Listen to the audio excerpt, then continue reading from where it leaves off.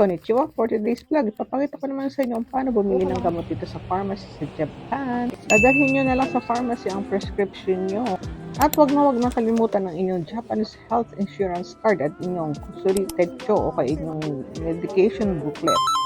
Iabot lang sa pharmacist at pag-aantay lang naman kayo na ilang minutes. Meron namang waiting area dyan. Actually, walang masyadong tao dito sa mga pharmacy. Ganyan ang itsura niyan dito.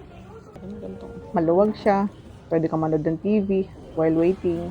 Ito yung...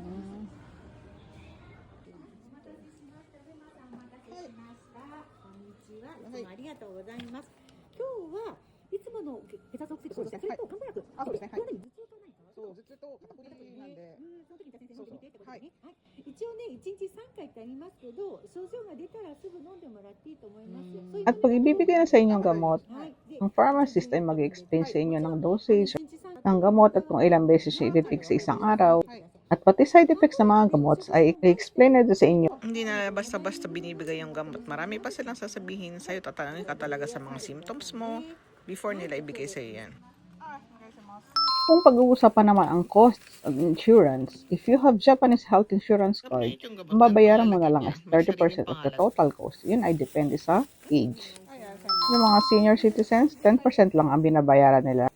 Sa mga bata naman ay 20%. At pwede pa ito maging free basta may hawak kayong Child Medical Expense Certificate na kinukuha sa inyong city hall. Hoy, important reminder nga pala, ang prescription dito sa Japan ay merong 4-day rule. Ibig sabihin, 4 days lang ang validity ng inyong prescription, including the day it was issued. Hindi katulad sa atin pwede maghiraman ng reseta.